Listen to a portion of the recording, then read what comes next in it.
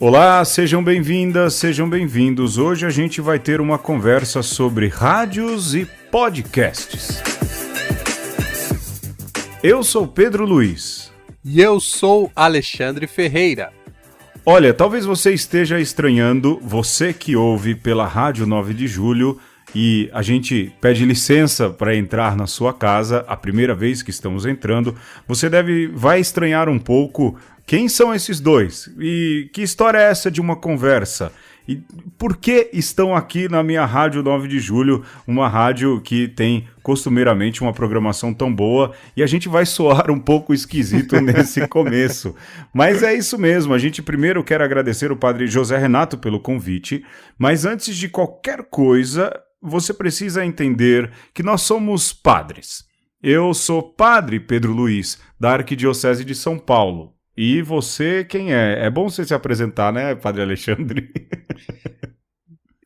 Como dizem por aí, eu sou o Padre Alexandre Ferreira e sou padre da Arquidiocese de São Paulo, atualmente pároco da Paróquia Santa Maria Madalena e também professor no Unify. Isso mesmo. Olha, já feitas as apresentações e um pouco para você não estranhar, eu e o Alexandre nos conhecemos há muito tempo, e há bastante tempo mesmo. Nós temos quase 10 de padre e mais o tempo de seminário já vai para mais de 15 anos, não é isso, Alexandre? Verdade. Então isso você mesmo. não se espante se eu não chamar o Alexandre de Padre Alexandre, mas de chamá-lo de Alexandre, de vez em quando de chamar-lhe de Ferreira. Afinal, o que você vai ouvir aqui é uma conversa entre dois amigos, dois irmãos que costumam, às vezes, viajar bastante nas conversas, mas é assim que funciona. E para você entender também a nossa história e como a gente chegou aqui, é importante lembrar que esse programa que você está ouvindo é um programa que já vem acontecendo na internet há quanto tempo, Alexandre, mais ou menos? Eu não lembro. Mais ou menos uns 2 meses, por aí.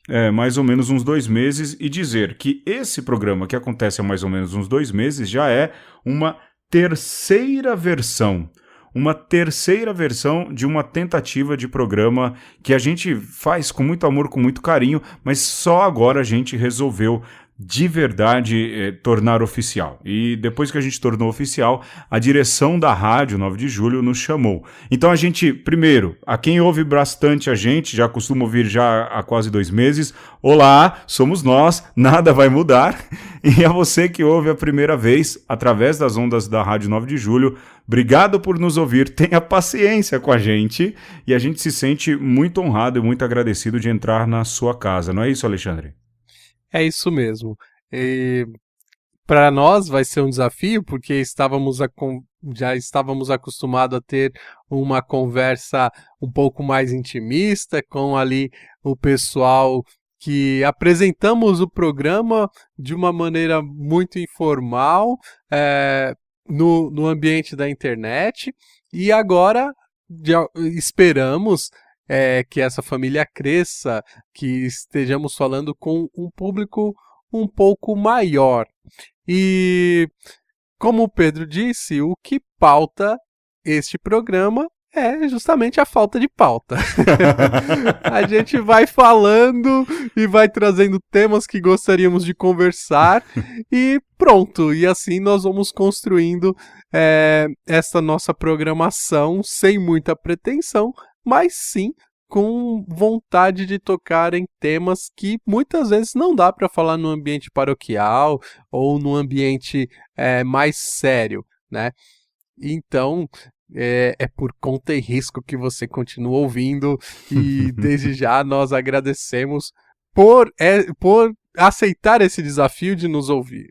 Isso mesmo. E, bom, para você que está ouvindo a primeira vez, para quem já ouve, antes de a gente ir direto ao assunto, antes de a gente ir direto ao ponto, a gente sempre tem um jogo. E aí você vai perceber que os jogos variam muito de programa para programa, mas hoje nós vamos fazer uma rodada uma rodada o Alexandre, e o nome do jogo é O Milagre e o Santo.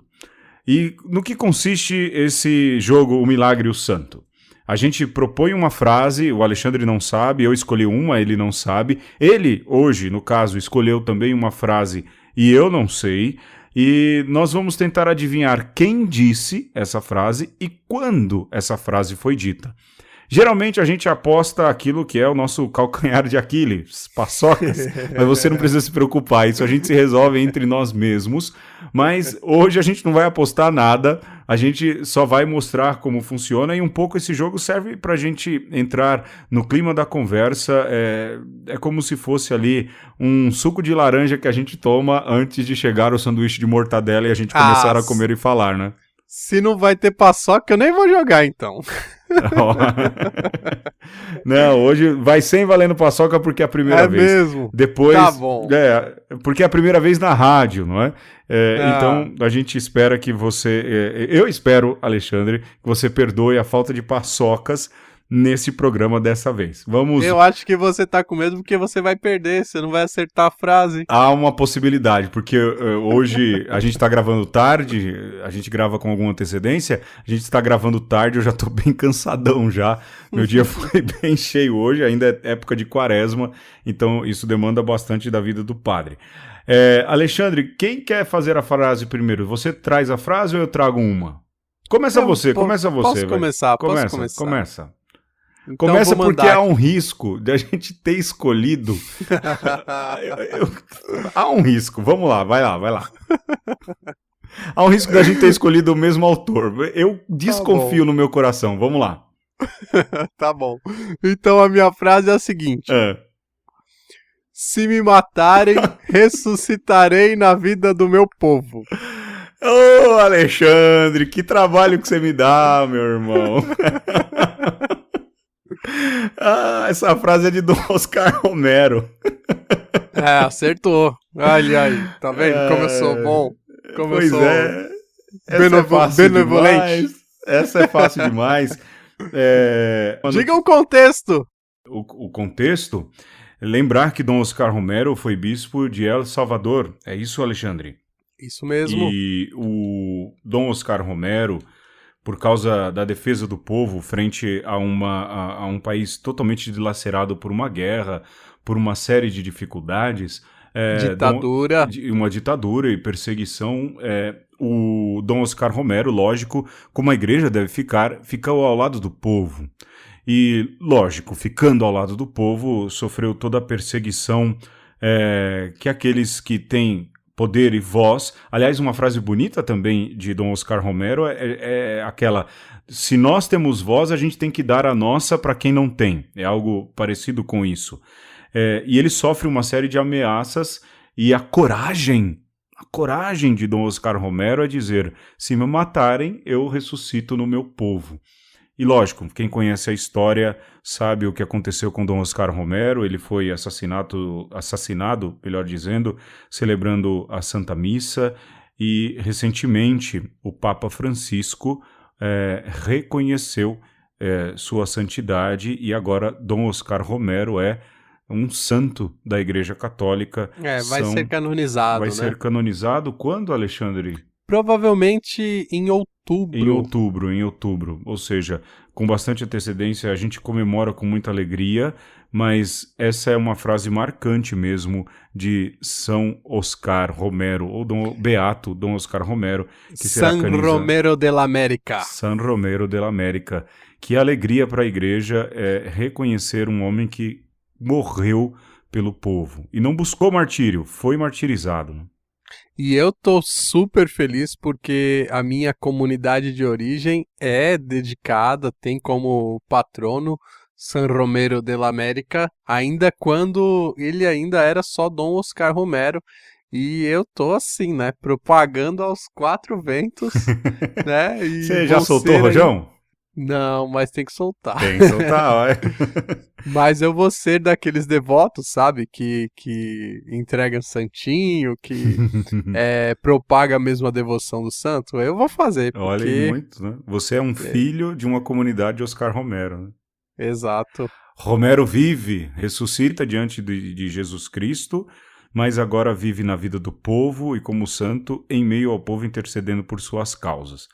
Bonito. Posso ir a minha frase agora? Não? Então, só deixa eu pontuar aqui, tá vendo? Vamos Se lá. tivesse valendo paçoca, você já tava Teria ganhando. teria ganho. Tá vendo? Mas como é a inauguração numa mídia nova, que é a rádio, faz de conta que a gente é bonzinho e não aposta paçoca e essas coisas, né? Tá bom.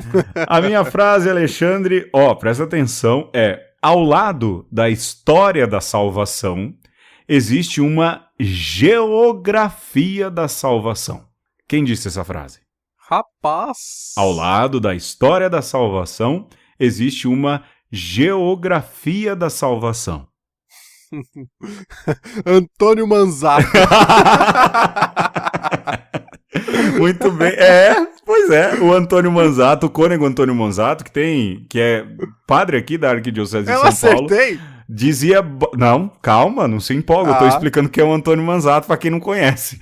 O Antônio Manzato dizia que a história é lugar de salvação, que é lugar de revelação. Mas não foi o Antônio Manzato. Você tem mais 2 chances. Se tivesse paçoca, eu já tava com 1 1/3. Já. Vamos lá. Tava nadando na paçoca. Repito a frase. Ao lado da história da salvação, existe uma geografia da salvação. Eu acredito que tenha sido um teólogo. É um teólogo? Baita teólogo, hein? E eu vou chutar, já que não é o padre Antônio Manzato, o cônego Antônio Manzato, eu vou dizer que pode ser José Comblan? Não. Puxa Última vida. chance, padre Alexandre. Tá, então eu vou chutar o pau da barraca. Vai lá, quem? Leonardo Boff. Não, meu irmão, tava fácil, Alexandre. Foi o Papa Paulo VI, meu irmão. Olha, alto nível, Olha, hein? se você tivesse ligado o fato de que Paulo VI e Dom Oscar Romero foram... fala da santidade dos dois no mesmo dia, e olha, eu tinha escolhido uma frase de Dom Oscar. Na hora que você sacou a de Dom Oscar, eu falei, ai meu Deus, deixa eu procurar aqui uma bem bonita de Paulo VI. A frase é de Paulo VI. Mas você me despistou, porque você falou que era um teólogo, mas é um papa. É um papa e um baita teólogo. Paulo VI foi... Sim, não deixa de ser teólogo. Um baita teólogo e papa. E é uma frase que diz muito, mesmo muito curtinha, ela diz muito sobre a revelação de Deus, não é, Alexandre? Uma geografia da salvação? Olha que coisa sensacional. Esses dias, eu tô pensando muito nisso. Porque se a gente não entende a história e a gente não entende a geografia, ou seja, o lugar de onde nós falamos, o lugar onde estamos, provavelmente a gente não vai entender nada. Então, o nosso compreender aonde estamos, ele requer esse olhar pro aqui, geografia, e o agora. E a salvação também passa por aí. Sim, e quando se fala de história da salvação, aqui pensava também na questão da revelação de Deus, né? Que Deus se revela ao povo hebreu, depois de maneira plena, melhor dizendo, na pessoa de nosso Senhor Jesus Cristo, e é interessante como a geografia de onde vem Jesus Cristo diz muito sobre o que Deus quer dizer. Jesus não era, a gente já disse isso em outros programas, então talvez você ouça isso a primeira vez, se você está ouvindo esse programa a primeira vez, Jesus não era um homem da cidade, muito pelo contrário, era um homem da periferia, era um homem de Nazaré da Galileia, ou seja, a geografia do lugar no qual o Senhor se manifesta, Jesus se manifesta, é também uma geografia da salvação. É entre os mais simples, é entre os mais humildes. É o lugar em que um dos discípulos de Jesus dizia, pode vir coisa boa daquele lugar? Pois é. Na história da salvação, há também uma geografia da salvação. Eita, São Paulo VI, hein? São Paulo VI, que junto com São Papa Paulo VI, acho que esse é o nome mais correto, mas olha só que força e um homem discreto na história da salvação e que, de repente, na história da igreja, melhor dizendo, um homem discreto na história da igreja e profere uma frase tão bonita como essa, além de outras, e é um teólogo extremamente importante para a vida e para a caminhada da Igreja Católica na sua história recente. É isso, Alexandre? Bonito. Só fiquei pensando aqui também que a nossa geografia também é uma geografia que quer ser salva. Uhum. Pensando aí no nosso país, Sim. é um lugar de salvação, um lugar que Deus quer agir. E então olhar a nossa história hoje, Brasil, no ano de 2018, nos faz refletir como Deus está nos salvando neste momento, né? E como nós entramos na dinâmica da salvação com a nossa fé. É uma reflexão que fica aí, que São Paulo VI nos chama a fazer essa reflexão, né, nesses tempos, né? É isso mesmo. Muito bem, Alexandre, vamos pro tema? Vamos lá! Vamos pro tema. Desejo mostrar ao mundo que a Igreja Católica não é uma inimiga da ciência e do progresso humano. Indivíduos da Igreja podem, num ou noutro caso, ter se oposto à luz, mas fizeram-no na sua cegueira pela verdade católica. Eu próprio já deparei com grande oposição dos meus companheiros de fé. No Brasil, um populacho supersticioso, afirmando que eu tinha partes com o diabo, invadiu meu gabinete e destruiu o meu aparelho. Quase todos os meus amigos de educação e camaradas intelectuais, seculares e leigos indiferentemente, consideravam as minhas teorias contrárias à ciência. Sei bem o que é sentir como Galileu e exclamar como ele, é por si move. Quando todos eram contra mim, eu contentava-me em conservar-me no meu terreno e dizia, é assim, não pode ser de outro modo.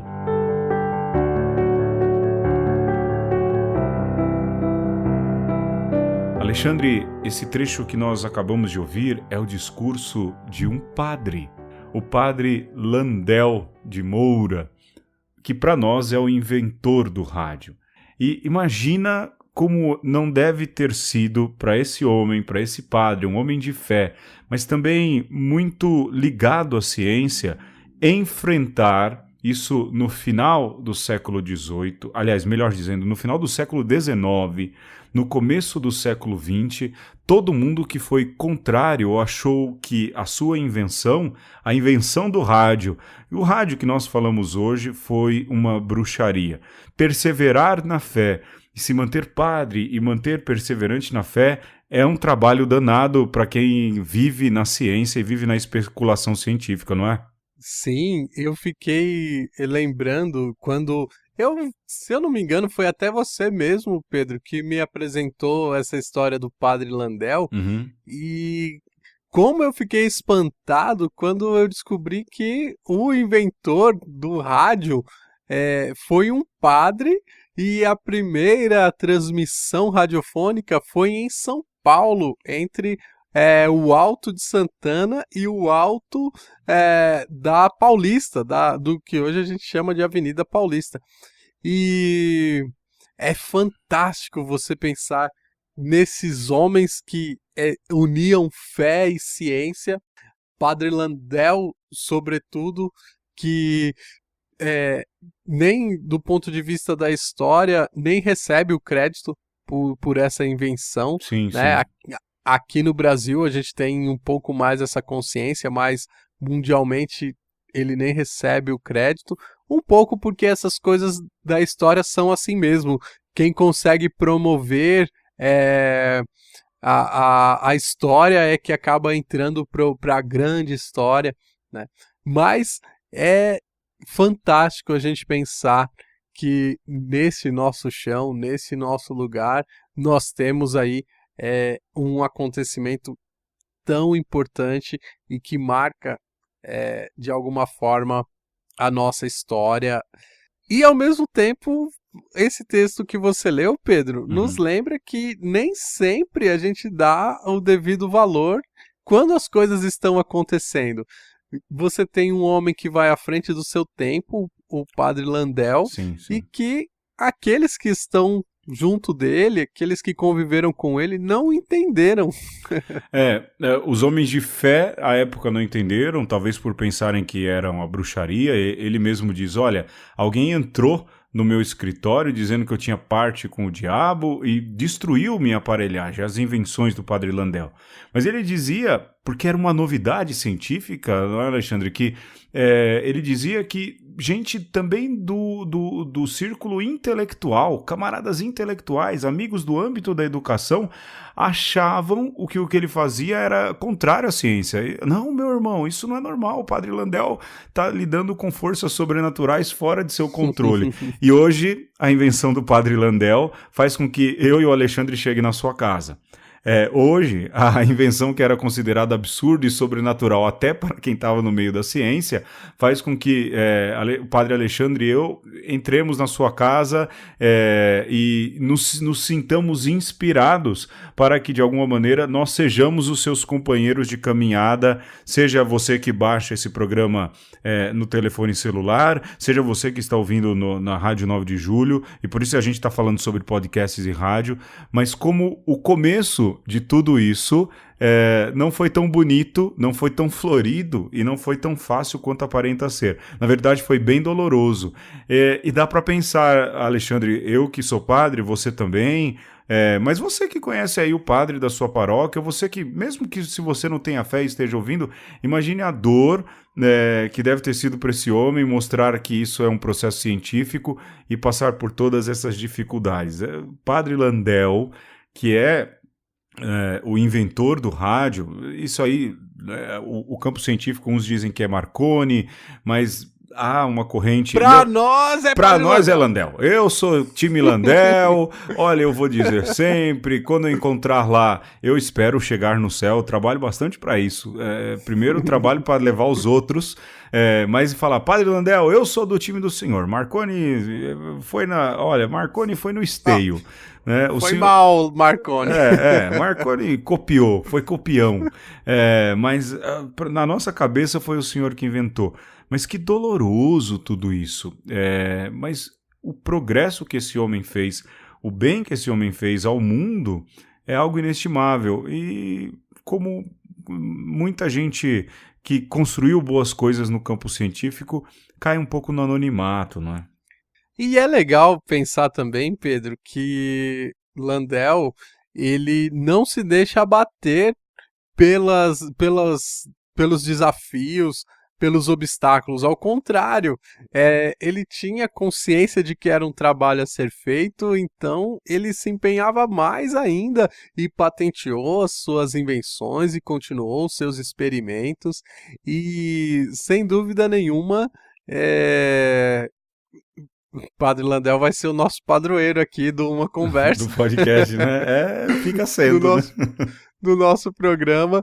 E é legal pensar também que, assim como ele começa esse desenvolvimento das transmissões sem fio, hoje você tem a rádio, né? No caso, a rádio AM, a rádio FM, sim. Funcionando aí, mas também tem o Wi-Fi, né, que também é uma outra transmissão sem fio, não só de áudio, mas também de dados. Então, olha como converge, seja o rádio, seja a internet, hoje sem fio, o 3G, sim. Tudo isso converge e tem uma raiz comum, que é um padre que faz a sua primeira transmissão neste solo que a gente pisa, que é São Paulo. Cara, isso é fantástico, né?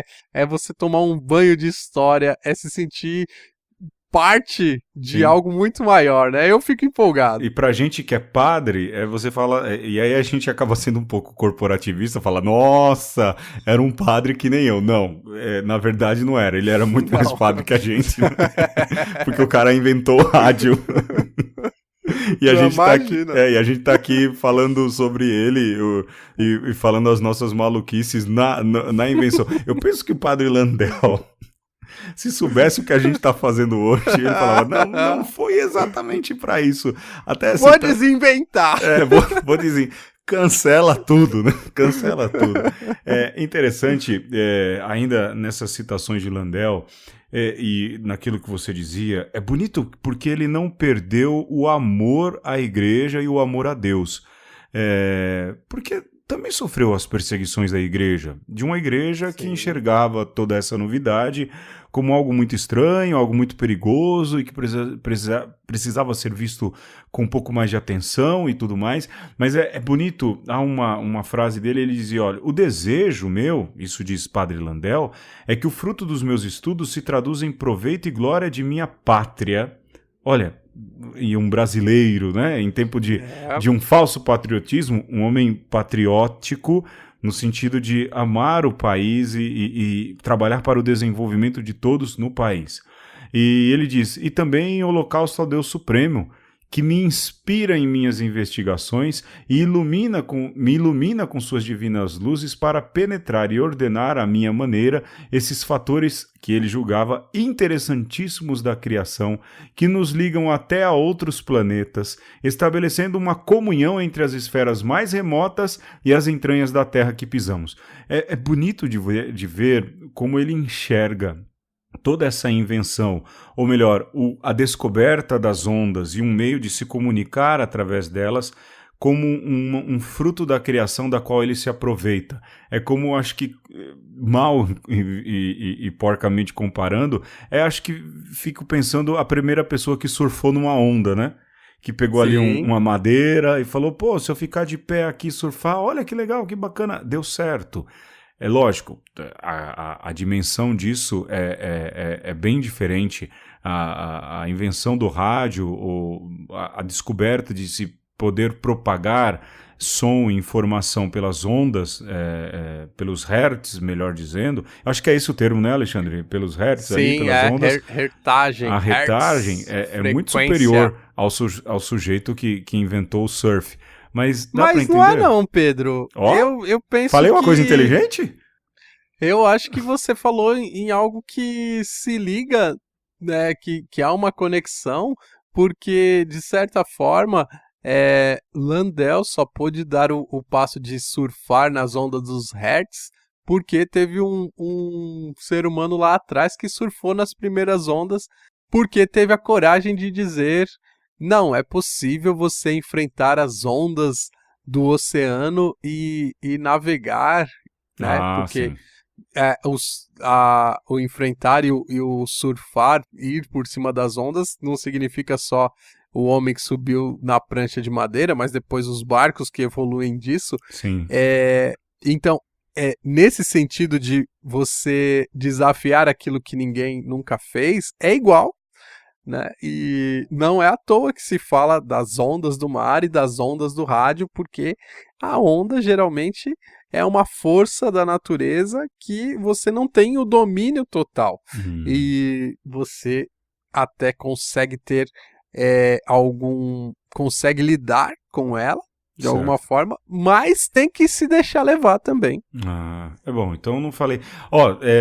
Você vai ver aí, conforme você for ouvindo, à medida em que a gente vai conversando, e não só nessa conversa, nas outras que vêm, ou você pode procurar as outras passadas também na internet, não é difícil de encontrar, mas você vai perceber que o Alexandre manja dessas coisas todas. Tá. Eu faço as analogias e de vez em quando eu falo, bom, tomara que cole. Colou essa da onda, hein? Tá vendo só? Olha, falsa modéstia é pecado, hein? Mas o Alexandre dá todo o embasamento científico e tudo mais. Eu vou fingindo que sei e vou tentando fazer a coisa colar, na verdade. E eu embarco na onda.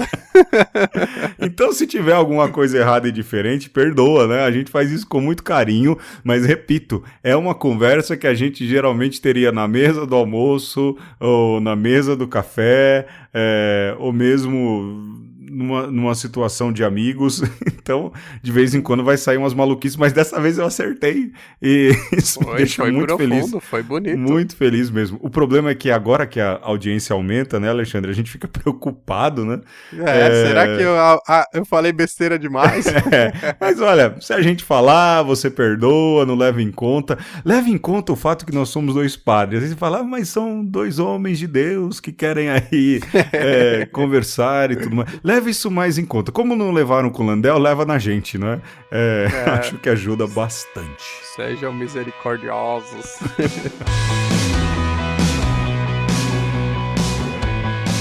Muito bem, Pedro. Além de trazer aqui a figura de Landel, eu gostaria de lembrar, na nossa história do Brasil, uma outra experiência que tem tudo a ver com rádio e que tem tudo a ver também com protagonismo, com ir à frente, com avanço, que foi o MEB. Você sabe o que é MEB, Padre Pedro Luiz? Eu lembro, o MEB era um bonequinho que apertava e saía uma gosma de dentro. Isso é a moeba. A moeba. Não, mas quando eu era criança, e isso já faz um certo tempo, não é? Eu do acho tempo que de vovó menina? Do tempo de vovó menina e guaranás de rolha, MEB era um boneco, mas eu não sei o que é MEB. MEB é uma sigla para Movimento de Educação de Base, que foi uma iniciativa da década de 60 no Nordeste, mais especificamente nas arquidioceses de Natal e Aracaju, Olha. que tinha como missão educar adultos através do rádio. Ô Alexandre, posso fazer um parêntese aí? Faça. Você me falou aí da década de 60, né? Eu lembro que quando eu fiz... eu tenho uma formação de administração e marketing. Você vai descobrindo aí um pouco da gente à medida que a gente vai caminhando. Eu lembro que eu fiz um trabalho sobre o rádio no curso de teoria da comunicação e se falava da morte do rádio quando a televisão chegou no Brasil, nos anos 50. Assis Chateaubriand falava, olha, o rádio não dura mais 5 anos, isso nos anos 50. Veja, o Alexandre fala, alguém decretou a morte do rádio quando a TV surgiu, e alguém nos anos 60, e o rádio não morreu, tanto que você está nos ouvindo, e alguém já nos anos 60 provou as outras, vamos assim dizer, as outras qualidades que esse veículo tem. Alguém, então, fez um curso, um esforço de educação de base através da ferramenta do rádio, é isso? Agora retomo e fecho o parêntese do que eu dizia. Sim, e o mais interessante, porque o MEB ele estava vinculado à igreja lá no Nordeste, acaba sendo respaldado pela CNBB e tem como um dos seus incentivadores, como um dos seus organizadores, o então bispo auxiliar de Natal, Dom Eugênio Salles. Nossa, que depois virou bispo no Rio de Janeiro, né? Foi bispo no Rio de Janeiro, né? Foi arcebispo do Rio de Janeiro, cardeal Sim. Eugênio Salles. E mais, o MEB, ele não só educava os adultos com a educação básica, mas também formava politicamente. E começou a fazer frente e começou a incomodar, porque estava acontecendo uma revolução no Nordeste através das ondas do rádio. E sabe o que deu disso tudo, Pedro? Deste movimento eclesial, ou melhor, olha eu já me entregando. Do movimento de educação de base surgiu as comunidades eclesiais de base. Que as pessoas às vezes têm uma visão tão descontextualizada da história, né? Olha que coisa bonita. A gente fala de rádio e de repente falando de rádio a gente fala de realidades eclesiais. Agora a gente não pode imaginar as realidades que a gente fala, por exemplo, o Nordeste, você dizia aí Natal e Aracaju, é isso? Aracaju. Natal isso. e Aracaju. Você não pode pensar em Natal e Aracaju hoje. O pessoal viaja, vai para Natal, as praias de Natal, que coisa paradisíaco. Não é só Natal. É Natal na periferia. É a periferia do Rio Grande do Norte. É a periferia de Sergipe, né? Capital Aracaju. E pensar nisso nos anos 60, em que o nível de desenvolvimento humano, naquela época, nos anos 60, mas não era nada parecido com o que é agora. E o que chegava lá? Provavelmente o radinho de pilha, né? Chegava lá provavelmente aquele radinho simples, pequenininho, o radinho que depois o Genival Lacerda fala que era um baita presente para se dar aí para uma namorada. Ou era um rádio grande. Um difusor, né? Um difusor onde um monte de gente se reunia em torno para ouvir. Pois é. Veja o alcance da ferramenta. volto de novo à história, Alexandre. Se você coloca a década de 60, então quer dizer, depois do ano 60. Há 10 anos antes, um dos maiores comunicadores do Brasil, Assis Chateaubriand, um dos maiores empresários do Brasil, Assis Chateaubriand, decretava a morte do rádio. E 10 anos depois, o danado não morreu e estava levando educação, informação e ajudando a transformar vidas em lugares em que um professor provavelmente não conseguiria chegar, em que uma instituição de ensino mais séria, uma universidade, não conseguiria chegar. Eita, veículo tenaz, hein?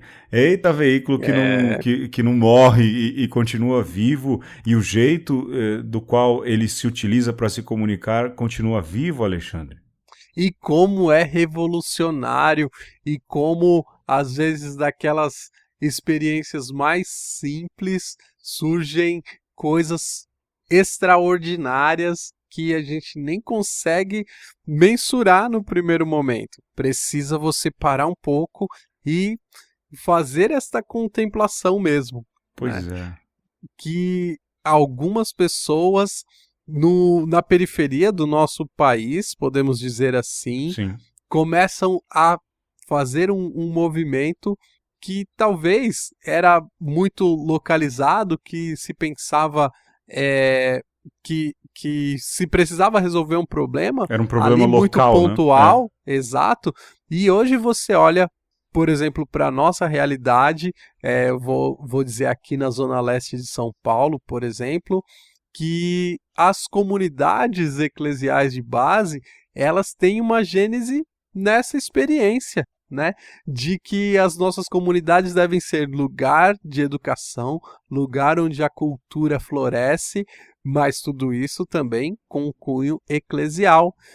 Mas sem perder de vista, e a gente às vezes parece que está perdendo isso de vista, Sim. que tem que ter um cunho transformador. Não dá para nós sermos igreja, e não dá para ser igreja em São Paulo, sem essa vontade de transformar o chão que a gente pisa, Pedro. No fim, Alexandre, é interessante isso que você dizia, o transformar o social, e volta àquilo que falávamos de Paulo VI. Não há tão somente a história da salvação, mas acaba tendo também uma geografia da salvação. E como essas coisas acabam sendo cíclicas. Olha, você que está ouvindo a primeira vez aí, a gente não combina nada disso, viu? A gente começa de um jeito, a gente tem aí mais ou menos uma pauta do que vai falar, e no fim a gente chega num assunto e às vezes entra outra coisa. Não estranhe... Fala aí, Alexandre. Às vezes segue um rumo que, do mesmo jeito que começa, às vezes descamba para outro totalmente diferente. Não estranhe se daqui até o final do programa você não ouça falar sobre moto, por exemplo, ou até sobre dinossauros. Isso pode acontecer tranquilamente, porque a gente é assim, não é? É uma conversa só. É uma conversa. Esse programa está indo ao ar num domingo. Você que, lógico, está ouvindo na internet, vai baixar a hora que você quiser, vai ouvir no tempo em que você quiser. Mas domingo, para mim, eu fiquei muito feliz de saber que esse programa iria ao ar no domingo. Porque, Alexandre, uma das melhores memórias que eu tenho de domingo, lógico, além da vida em família, além, é lógico, da Santa Missa Dominical, de poder dormir um pouco mais, da vida do jeito que é o domingo e como deve ser um dia bacana e de alegria, mesmo os programas de fim de domingo que trazem alguma depressão porque a segunda-feira vai chegar. Alguma melancolia. No meu caso e no seu, que folgamos dia de segunda-feira, o domingo, poxa vida, é uma sexta-feira feliz, né? Mas acontece muito isso da minha memória pessoal, minha memória particular, ser permeada pelo rádio. Para mim, dia de domingo, era dia de ouvir rádio desde a hora que eu acordava até mais ou menos a hora de ir para a missa. E ouvir programas sobre esporte, ouvir um pouco os programas sobre automobilismo. Eu não gostava muito de assistir a Fórmula 1 no rádio, mas me agradava muito ouvir os locutores falando de Fórmula 1. A mim sempre fascinou muito no rádio, e a minha relação com rádio, a capacidade que os locutores têm de plantaram uma imagem na sua cabeça. Isso Simplesmente, é muito da hora. Simplesmente falando, olha, pegou a bola aqui, vai pelo meio do campo. E os locutores que eu ouvia diziam assim, olha, o time tal está do seu lado esquerdo, o time tal está do seu lado direito, e você consegue organizar isso na cabeça. É sensacional. A minha memória de domingo, por isso eu fiquei feliz que esse programa vai ao ar domingo, é uma memória permeada pelo rádio AM. Eu ainda não eu ouço rádio FM no carro para me deslocar para lá e para lá, mas eu não sei o que há na rádio AM, eu não sei se é o barulhinho, aquele barulhinho de fundo, aquele ruído de fundo. Rádio AM me lembra muito rádio, a minha vida e os meus domingos. Você tem memória antiga de rádio, Alexandre? Tenho, e é com rádio AM também. Eu acho que todo mundo, né? Mas a minha não tem a ver muito com o domingo, não. É o contrário. Tem a ver com a semana. Porque nos primeiros anos escolares, ali quando eu tinha 7 anos, eu estudava no período da manhã. Certo. E minha mãe me acordava com o rádio AM, com aquela programação especial, justamente para te botar no pique para acordar. Notícia, música, acorda, sim, essas coisas. Aquele locutor bem entusiasmado.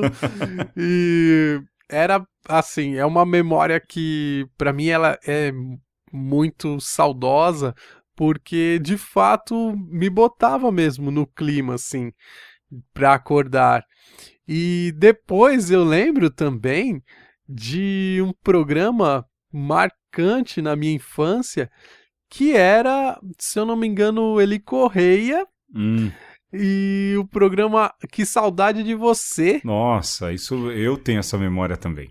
E você falava aí das imagens que o locutor cria. Sim. E é interessante que eu estava lembrando de um outro aspecto que se fala muito em termos de podcast hoje, que é o storytelling. Tudo é storytelling. Contar a história, né?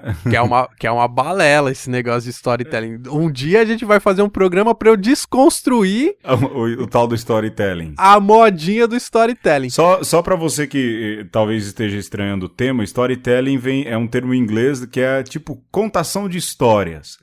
Histórias contadas, né? Isso é muito usado hoje na publicidade. Todo mundo... Você já repara que tudo hoje tem uma historinha por trás? Você vai comprar um suco de laranja, aí tá escrito assim, esse suco de laranja foi colhido pelo seu João lá na fazenda do Bodocongó e depois foi levado pelo filho dele, o João Júnior, né, que levou até lá.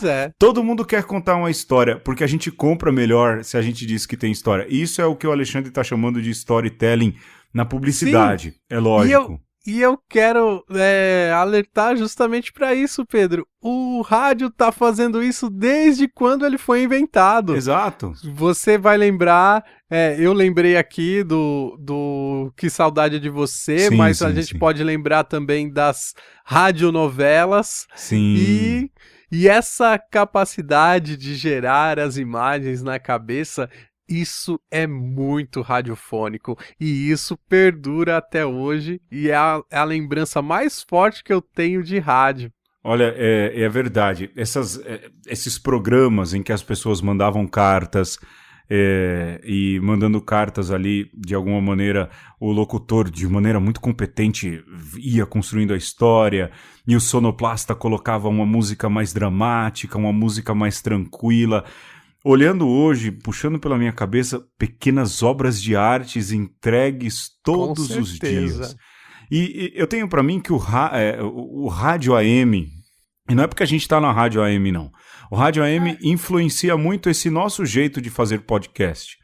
Esse nosso jeito, porque é o quê? Gente conversando, gente batendo papo. A gente já recebeu muitas mensagens de gente falando assim, olha, eu ouço esse programa seu, ele é o tempo certinho de eu chegar do trabalho até em casa ou de casa para o trabalho. Outros dizer, olha, eu ouço o seu programa, eu baixo aqui no celular e ouço o programa de vocês enquanto eu cozinho. Outro diz, olha, eu ouço o programa de vocês enquanto eu lavo a louça. Aliás, eu digo sempre, o melhor jeito de ouvir podcast é lavando louça. No busão é bom também. No busão com a cabecinha encostada no vidro, né? Mas veja, é interessante o quanto essa rádio, que teve a morte decretada nos anos 50. A rádio AM, que é considerada uma coisa de senhora, de dona de casa, ela pauta uma mídia de comunicação que agora é um pouco o futuro, ou o presente do futuro, ou o futuro do presente, que são esses pequenos programas, ou grandes, médios programas chamados podcasts. Mas a minha memória de rádio, voltando aí, a gente viaja, vai se acostumando. As minhas memórias também passam por esses programas em que se contava história. Aí desculpa, viu, direção da rádio, se a gente falar de gente que não tá na rádio, mas paciência, é assim mesmo. Mas eu lembro que 2h da tarde, minha mãe colocava nesse programa aí do Eli Correia e a gente ficava, né? Olha a história de hoje, meu Deus! E a gente e só ia fazer lição, ou só ia brincar às depois vezes que eu via. Fantástica demais. Nossa, mas pra mim tudo aquilo era verdade. Eu não sei se era verdade ou não. Eu me lembro de algumas, eu lembro de um casalzinho de Curió que morreu por causa da inveja do vizinho. Eu nunca me esqueço dessa história. Talvez seja uma das que eu mais me lembre.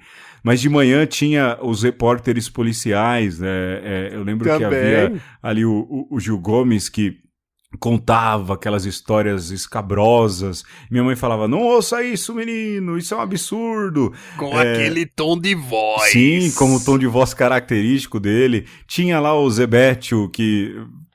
né, parecia que ia apresentar na minha imagem, na minha cabeça, melhor dizendo, o Zebete apresentava aquele programa mesmo de dentro de um paiol, de uma fazenda.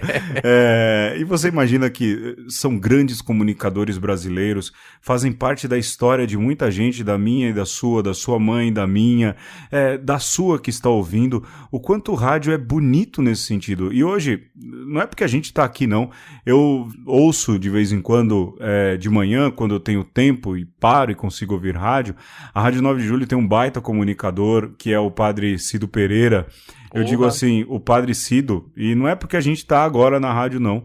Ele tranquilamente trabalharia em qualquer rádio AM de São Paulo. Ele tem um poder de comunicação, e eu, às vezes, imagino que ele tá na cozinha de casa. De vez em quando eu cozinhava, na hora do almoço, e ele, esse feijão tá cheiroso. Eu falava, caramba, né? Tá sentindo o cheiro do meu feijão?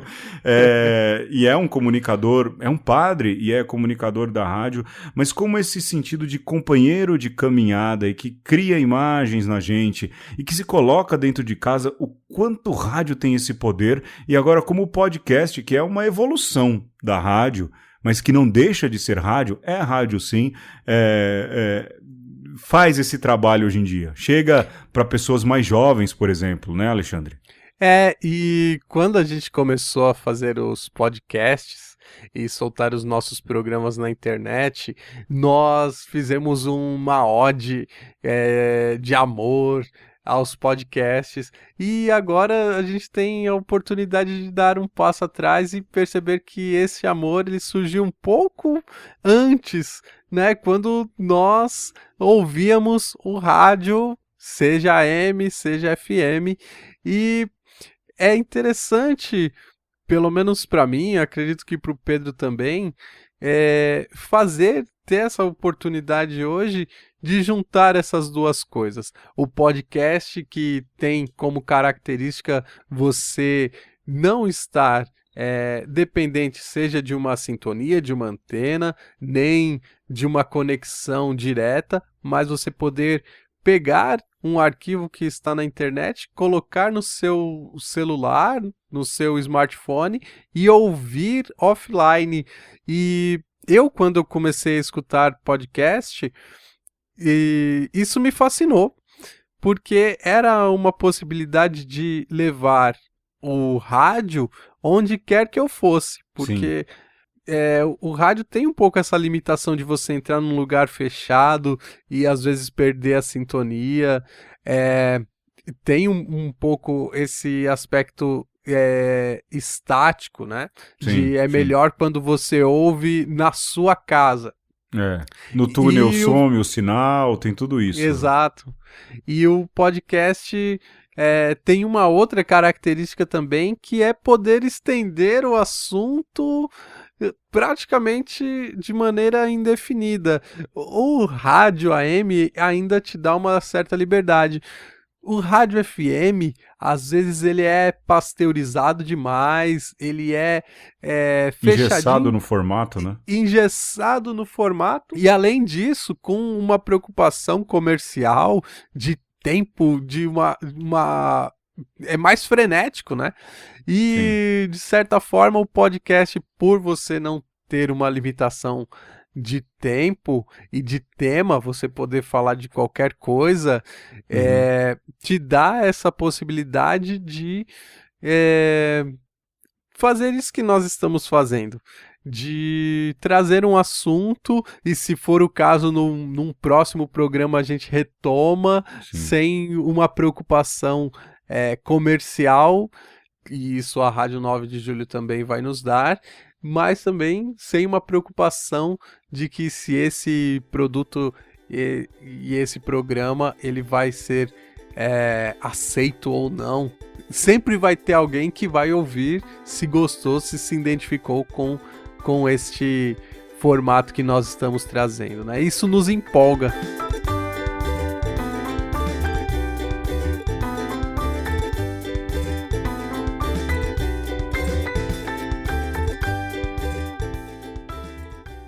Sempre que a gente tiver essa conversa, nós vamos tentar também falar de Jesus, geralmente já ao final. E hoje, nesse nosso papo sobre rádio e podcast, nós gostaríamos de lembrar que Jesus tem um mandato para os seus discípulos. Proclamem a verdade sobre os telhados. Ou seja, não deixe que aquilo que você recebeu do Evangelho fique escondido, que não se propague. E isso também é uma das nossas motivações para estar aqui hoje conversando com vocês.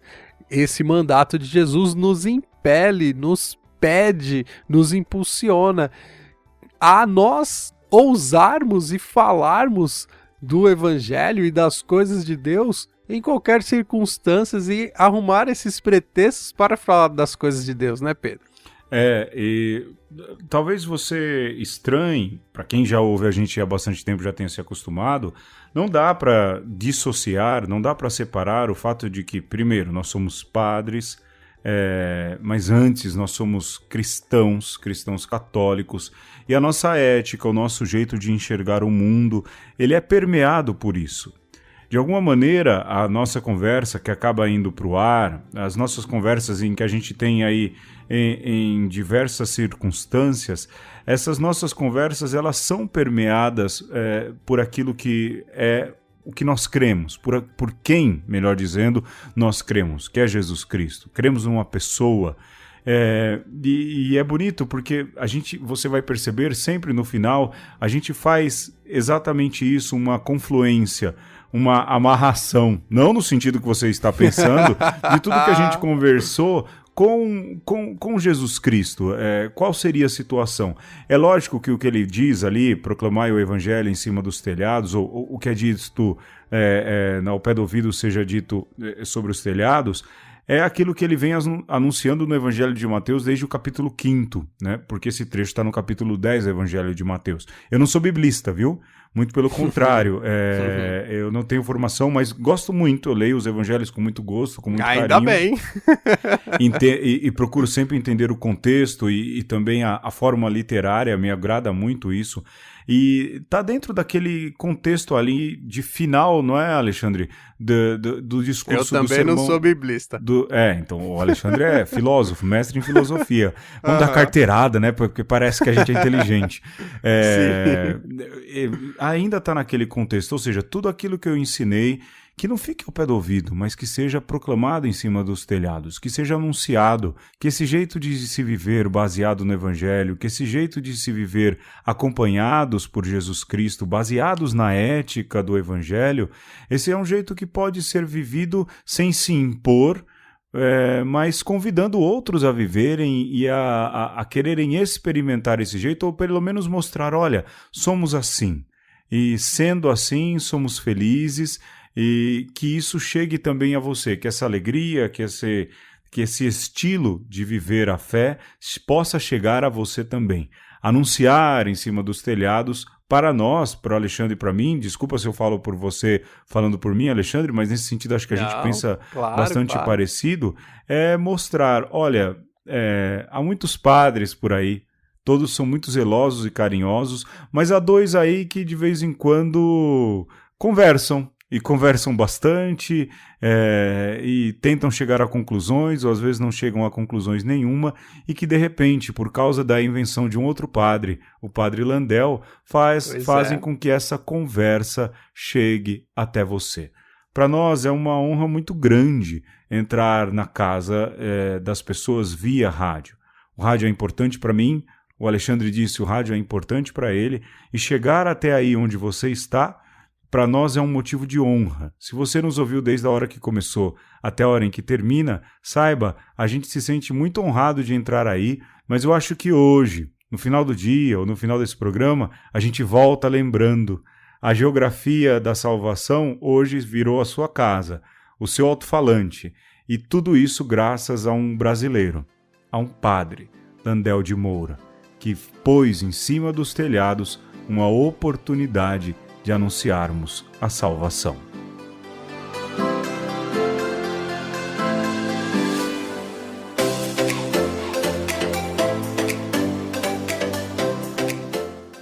Muito bem, a gente vai chegando aí ao final desta conversa e não queremos subir em cima do telhado para ganhar no grito, mas subimos no telhado como duas crianças ao final da Copa do Mundo e o Brasil sendo campeão e gritando: é campeão! Chegamos!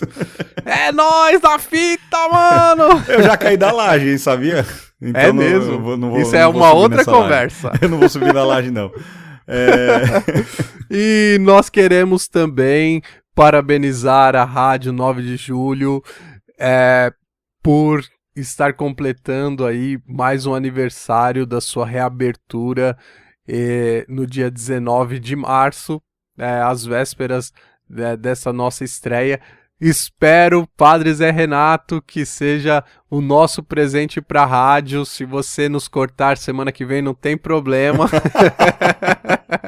Se você mandou um e-mail reclamando, a gente vai entender. Sim.